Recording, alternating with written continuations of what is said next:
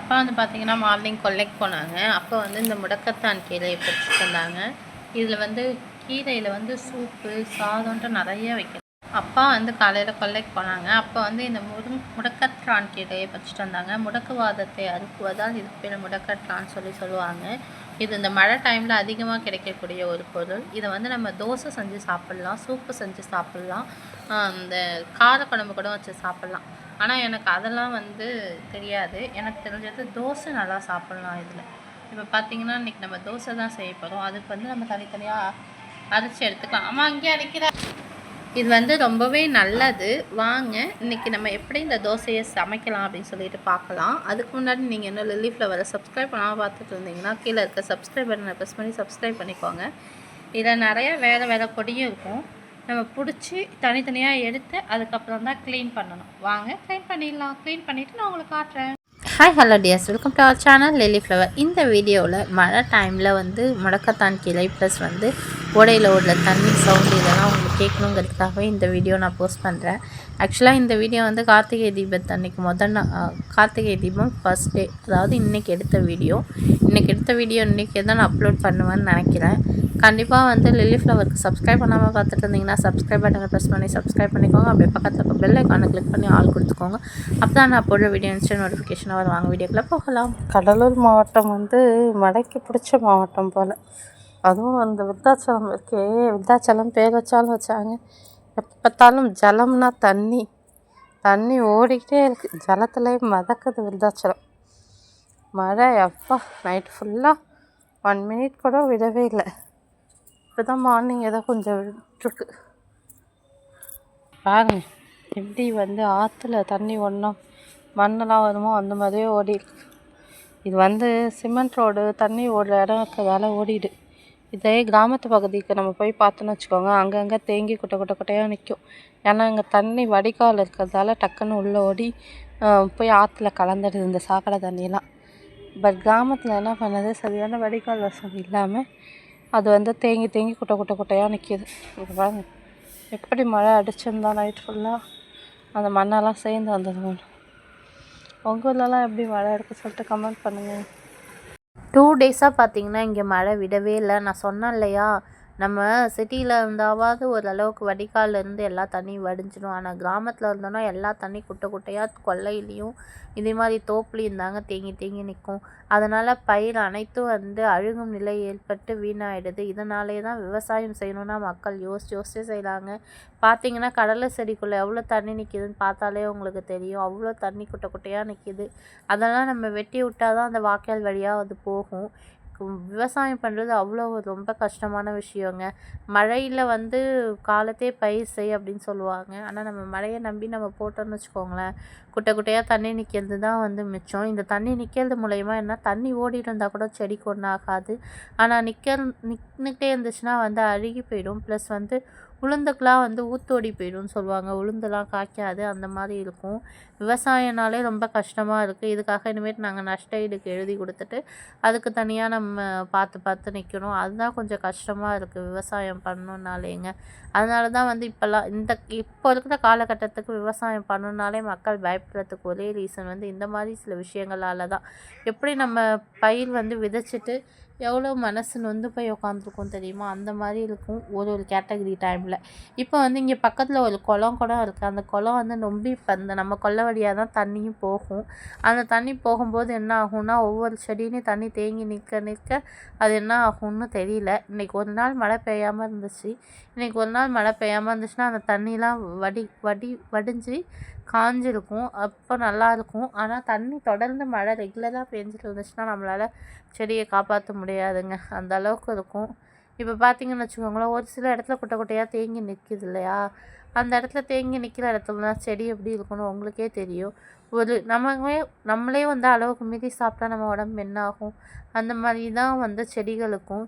அளவுக்கு மீறி தண்ணி நின்றுச்சுன்னா என்ன பண்ணுன்னா, அந்த தண்ணி வந்து நிற்க வந்து செடி வந்து அழுகிடும்.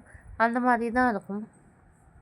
உங்கள் ஊர்லலாம் எப்படி மழை பெஞ்சுது, உங்கள் ஊர்லலாம் எந்த அளவுக்கு மழை அப்படின்னு சொல்லிட்டு கமெண்ட் பண்ணுங்கள்.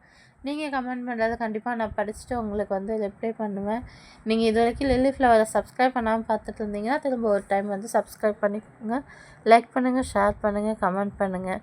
இப்போ வந்து பார்த்திங்கன்னா மழை எந்த அளவுக்கு இருக்குங்க அப்படின்னு சொல்லி பார்க்கறதுக்காக தான் நாங்கள் கொல்லைக்கே போயிருந்தோம். கொல்லைக்கு போகும்பொழுது பார்த்திங்கன்னா கொஞ்சம் கஷ்டமாக தான் இருந்தது. ஏன்னா வச்சுக்கோங்களேன், தண்ணி ஒரு சில இடத்துல அப்படியே நின்றுட்டு இருந்துச்சு, ஒரு சில இடத்துல வந்து தண்ணி ஓடிக்கிட்டே இருந்தது. இன்னொரு ஒரு விஷயம் என்னென்னா, இப்போ நம்ம கொல்லையிலேருந்து இன்னொரு கொல்லைக்கு வெட்டி விடவும் முடியாது. ஏன்னா பக்கத்தில் இன்னொருத்தவங்க கொல்லை இருக்குது, அவங்களுடைய விவசாயமும் பாதிக்கும். நம்ம தண்ணி வந்து வடியணும்னா அவங்களுடைய வயலில் தான் வடியணும். அதனாலே வந்து என்ன பண்ணுறது அப்படின்னு தெரியாமே வந்து நம்ம அப்படியே விட்டுடுவோம். ஏன்னா அவங்க நம்மக்கிட்ட சண்டைக்கு வந்துடுவாங்க. கடலில் வந்து பார்த்திங்கன்னா வச்சுக்கோங்களேன், நல்லா வந்து செழிச்சு வந்த டைமில் இந்த மாதிரி மழை வந்துடுச்சு. நம்ம வந்து இன்னும் களை வெட்டலை, கூலி காசு கொடுத்தாலும் வந்து யாரும் வரமாட்றாங்க. இப்போல்லாம் வந்து விவசாயத்துக்கு கூலிக்கு ஆள் கூப்பிட்றது தாங்க பெரிய விஷயமா இருக்குது. நம்ம வந்து அவங்கள கூப்பிட்டு அதுக்கப்புறம் களை வெட்டி நம்ம உரம் வைக்கிறதுக்குள்ள நமக்கு போதும் போதும்னு ஆகிடுது. ஏன்னா அவங்களும் வந்து பிஸி ஆகிட்டாங்க, எல்லா கொல்லைக்கும் வந்து களை வெட்ட போகிறதால அவங்களும் பிஸி ஆகிட்டாங்க. இப்போ வந்து ஓடையில் எவ்வளோ அழகாக தண்ணி போகுது பாருங்களேன், அவ்வளோ தண்ணி. இப்போ இந்த ஓடைன்னு ஒன்று இல்லைன்னா அந்த தண்ணியெல்லாம் திருப்பி நம்ம கொல்லைக்கு தான் வரும். இந்த ஓடை பார்த்திங்கன்னா நம்ம கொல்லைக்கு பக்கத்துலேயே தாங்க இருக்குது. அதனால தான் இந்த தண்ணி ஓடுற சவுண்டும் உங்களுக்கு கேட்கட்டும் அப்படின்னு சொல்லிட்டு நான் வீடியோ எடுத்தேன்.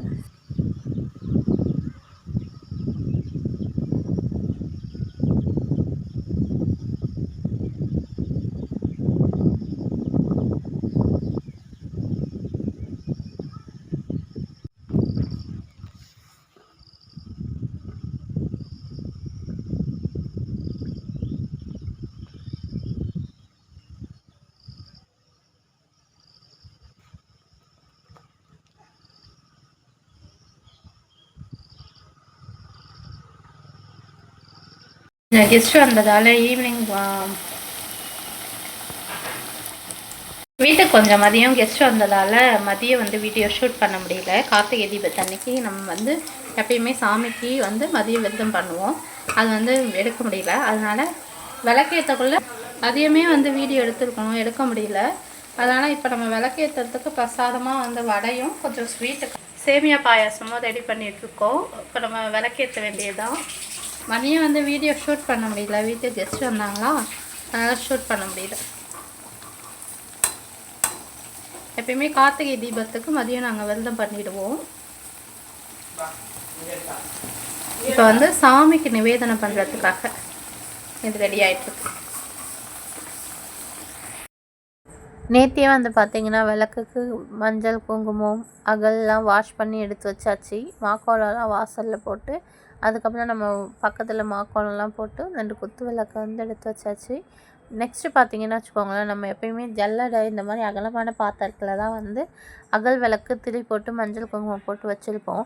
எப்போயுமே திருவண்ணாமலையில் தீபம் ஏற்றினது பிறகு தான் நம்ம வீட்டில் ஏற்றுவோம். அதனால் வந்து ஃபோன் டிவி லைவில் வச்சுட்டே அவங்க ஏற்றிட்டாங்களான்னு பார்த்துக்கிட்டே தான் நாங்கள் கரெக்டாக ஏற்றுவோம். எப்போ பாரு திருவண்ணாமலை தீபம் ஏற்றினதுக்கப்புறம் தான் நம்ம வீட்டில் ஏற்றுறது வழக்கம். நீங்களாம் எப்படி ஏற்றுங்க அப்படின்னு சொல்லிட்டு கமெண்ட் செக்ஷனில் கமெண்ட் பண்ணுங்கள். அதனால நான் டிவியை பார்த்துக்கிட்டே இருந்தேன்.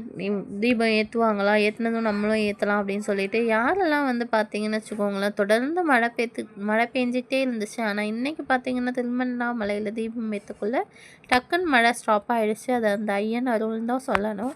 திருவண்ணாமலைக்கும் அண்ணாமலையாருக்கும் அரோகரா சொல்லிவிட்டு நம்ம தீபம் ஏற்ற ஸ்டார்ட் பண்ணிடலாம். மகா தீபம் ஏற்றிட்டு ஜெகஜோதியாக எரிஞ்சிட்ருக்கு. கரெக்டாக டைம் 6 ஆகக்குள்ளே நம்மளும் விளக்கேற்றிடலாம். நாங்கள் வந்து பார்த்திங்கன்னா வச்சுக்கோங்களேன், இப்போ திருவண்ணாமலை தீபம் ஏற்றிட்டாங்களா, நாங்களும் வந்து விளக்கேற்ற ஸ்டார்ட் பண்ணிட்டோம். பார்த்துட்டு பாப்பா தான் வீடியோஸ்லாம் எடுத்துகிட்டு இருந்தா. அந்த அண்ணாமலையாருக்குள்ள சக்தியோ சக்திங்க, எவ்வளோ நேற்று நைட் வரைக்கும் விடாமல் மழை பெஞ்சிக்கிட்டே இருந்துச்சு. நம்ம வந்து தீபம் ஏற்றுற கார்த்திகை அன்னைக்கு பார்த்திங்கன்னு வச்சுக்கோங்களேன், மழை அப்படியே கையால் பிடிச்ச மாதிரி ஸ்டாப் ஆகிடுச்சு. நெக்ஸ்ட் வந்து நாங்களும் வீட்டில் வந்து விளக்கேற்ற ஸ்டார்ட் பண்ணிட்டோம். ஃபஸ்ட்டு குத்து விளக்குக்கு விளக்கேற்றிட்டு, ரொம்ப குட்டி வீடுங்கிறதால நம்ம நிறையா அகல் விளக்குலாம் வைக்க முடியாது. அதாவது வெளியில் வாசல் வந்து ரொம்ப குட்டியாக இருக்கும். அதனால் அகல் விளக்கு இதெல்லாம் வந்து நம்ம பிடிச்ச மாதிரி எங்கேயும் ஏற்றுறதுக்கும் ஏற்ற முடியாது. ஏன்னா அது வந்து ரவுண்ட் சைஸில் ஒரு ஷேப்பாக இருக்காது, நமக்கு அகல் விளக்கு வைக்க முடியாது. அதனால் இருக்கிற இடத்துல நாங்கள் வச்சுட்டு, மற்றபடி இந்த வந்து என்னென்ன செய்வாங்க, பாத்ரூம் கிட்ட, குப்பை கிட்ட, படிக்கட்டுக்கிட்ட, உப்பு வாளியில் எல்லா ரூம்லேயும் இந்த மாதிரி அகல் விளக்கு ஏற்றி வைப்பாங்க. அதெல்லாம் அம்மா ஏற்றி வச்சுக்கிட்டே இருந்தாங்க. நெக்ஸ்ட்டு வந்து சாமி கும்பிடலாம் அப்படின்னு சொல்லிட்டு நான் வந்து சாமி கும்பல விளக்கேற்ற ஸ்டார்ட் பண்ணிட்டேன். எப்பயுமே வெளில ஏற்றிட்டு இருந்தால் உள்ளே ஏற்றணும், தீபத்தன்னைக்கு மட்டும். மற்ற நாட்களில் வந்து நம்ம உள்ளே ஏற்றிட்டு தான் வெளில ஏற்றுவாங்க. இன்றைக்கி மட்டும் வந்து பார்த்திங்கன்னா கார்த்திகை தீபத்தன்னைக்கு வெளியில் ஏற்றிட்டு நம்ம உள்ளே வந்து ஏற்றலாம். நெக்ஸ்ட்டு பார்த்திங்கன்னா வச்சுக்கோங்களேன், பூஜை ரூமில் நம்ம சாமிக்கு ஏதாவது நிவேதனை பண்ணணும் இல்லையா, அதுக்காக நான் வடையும் பாயாசமும் செஞ்சுருந்தேன். மதியமே பார்த்திங்கன்னா நம்ம சாப்பாடு, சாம்பார், ரசம் இதெல்லாம் வச்சு நம்ம விரதம் பண்ணியாச்சு. இப்போ விளக்கேற்றுற டைமில் ஏதாவது பண்ணணும் அப்படின்னு சொல்லிட்டு தான் நாங்கள் வந்து வெயிட் பண்ணோம். ஆல்ரெடி வந்து பார்த்திங்கன்னா வீட்டுக்கு கெஸ்ட் வந்ததால் நாங்கள் மதியம் வீடியோ ஷூட் பண்ணலை. அதனால ஈவினிங்லேருந்து தான் ஷூட் பண்ணேன். அது மட்டும் இல்லாமல் மார்னிங் கொல்லைக்கு போயிட்டு வந்தோம். அதனால கொஞ்சம் லேட் ஆகிடுச்சுன்னே சொல்லலாம். கொல்லையில் வந்து நிறைய தண்ணி நின்றுட்டு இருந்துச்சுங்க. அதெல்லாம் நான் வீடியோவில் போட்டிருக்கேன். கண்டிப்பாக மிஸ் பண்ணாமல் வீடியோஸை வந்து பாருங்கள், ஸ்கிப் பண்ணாமல் பாருங்கள். நெக்ஸ்ட்டு வந்து நாங்கள் கற்பூரம், தூப ஆராதனைலாம் காட்டிட்டு சாமி கும்பிட்டுட்டு இருந்தோம். அப்புறம் நெக்ஸ்ட்டு வந்து பார்த்திங்கன்னு வச்சுக்கோங்களேன், அம்மாவும் வந்து வெளியில் விளக்கேற்றிட்டு இருந்தாங்க.